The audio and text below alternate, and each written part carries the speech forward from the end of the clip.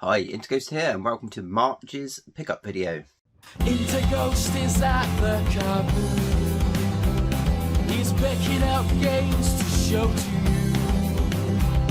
He really likes to play on his Wii U.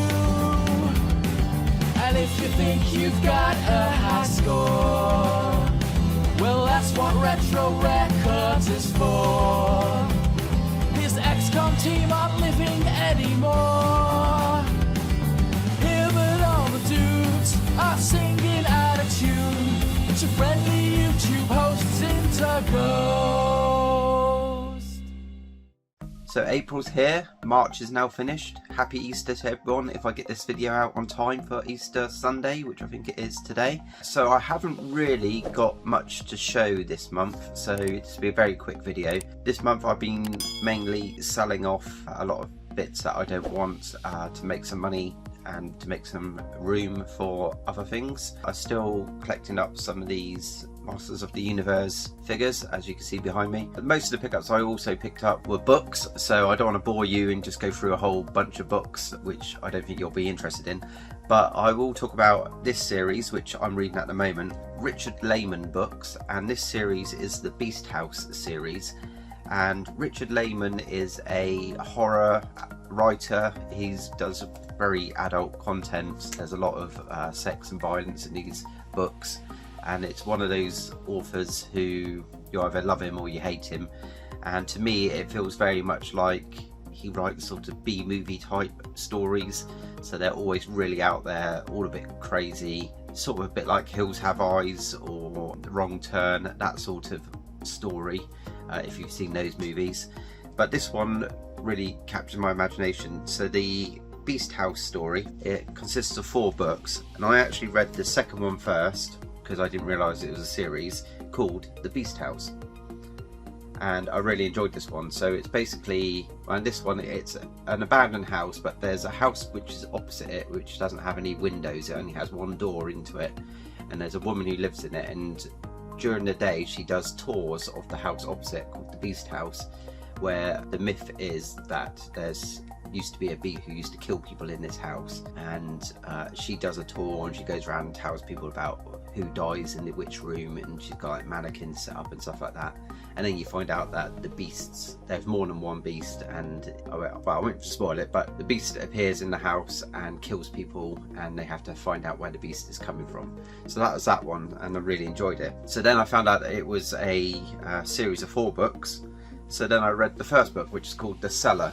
This one is, I think this might be his first ever book, or is one of his very early books as well. So this one, it actually starts off the story in the house, and it explains the first beast attacks, and it goes into the people who get killed. So in the second book, when they're doing the tour of the house, you sort of find out who they're talking about. This one isn't very good. It's a lot more sex and violence than needed. You can see he's sort of trying to find his style of writing in this one. So this one isn't great. So if you are going to read these, read this one. There is a dodgy bit in there where this guy who's a child molester, and that's a little bit too extreme, I think. So read that one first, but then go on to the second book and it's a lot better. Now the one that I'm currently reading, I've only got tiny little bit left of it, so I'll finish this one today. It is The Midnight Tour.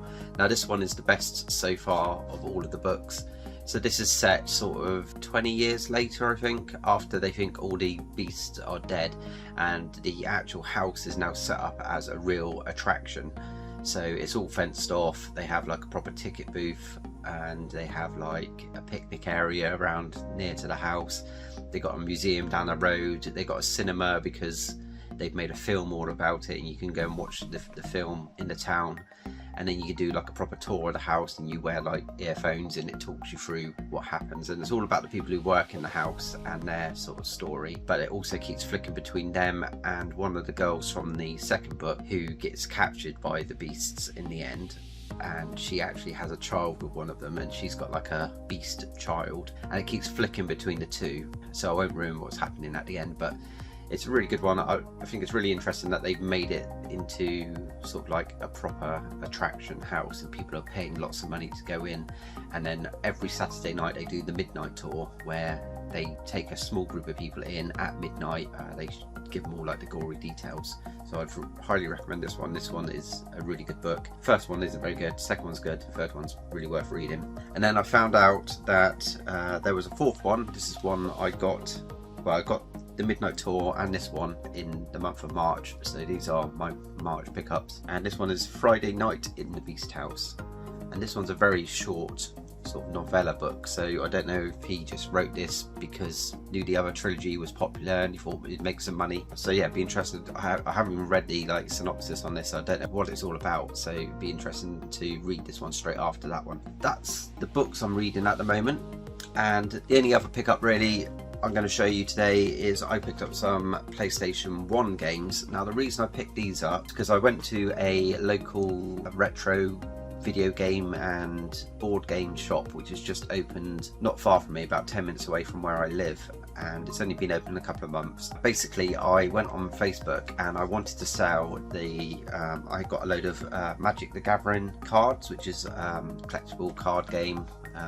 I used to buy these all in like the 90s, and I have a huge box full of Magic cards.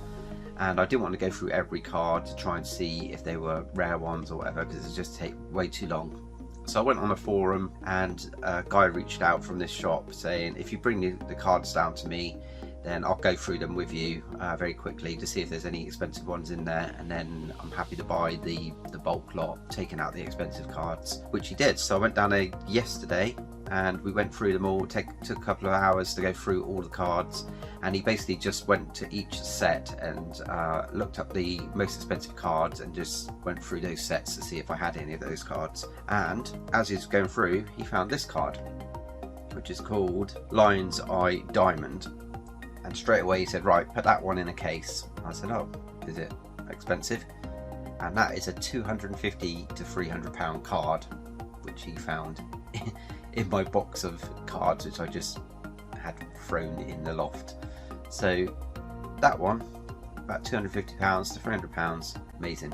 So I just thought I'd share that with you. But yeah, and then I sold the it took about 10-15 cards out of there, which I'm going to sell separately, and then the bulk lot he gave me like £65 for, so I was happy with that. They're worth a lot more, but he took the time to go through them all with me, and I was happy to get rid of them rather than have them sat in the loft. Then before I left, I had a look in the little shop he has on the side of it, which has lots of retro toys and games and video games, and I thought I'd pick up a few PlayStation 1 games from there. Because he'd been so helpful, I thought I'm going to buy some stuff from your shop. And the only console I really buy for these days is either PlayStation 1 if they're cheap enough, or sometimes I buy some Game Boy games, but I'm in and ahhing about the Game Boy games at the moment. I might be selling those soon because I don't really play them.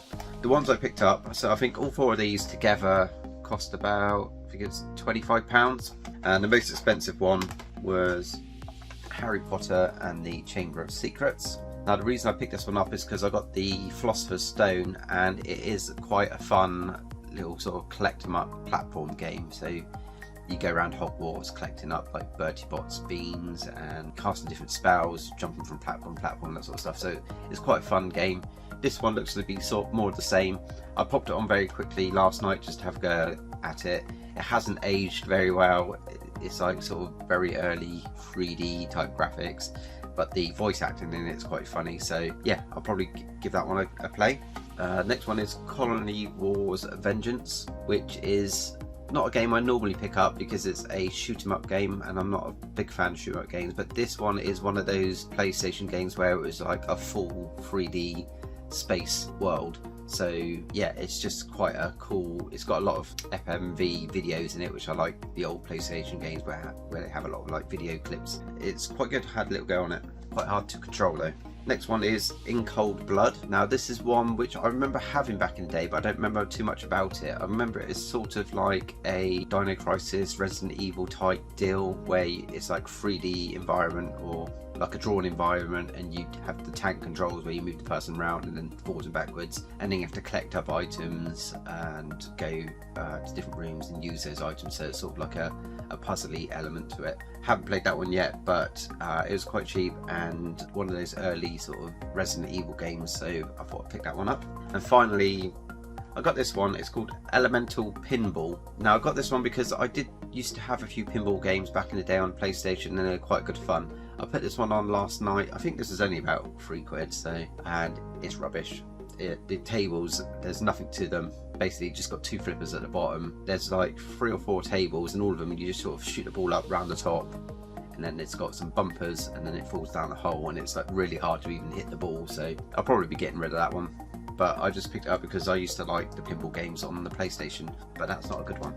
And that's it. That's all I'm going to share this month because I haven't picked up a lot of stuff. Hopefully you enjoyed that. If you like horror books, check out Richard Lehman, check out the Beast House series. I'd highly recommend it. And I will hopefully see you next month with more bits and pieces. Hopefully I've got more to show you. Well, thanks for watching, and I'll catch you again soon. Cheers.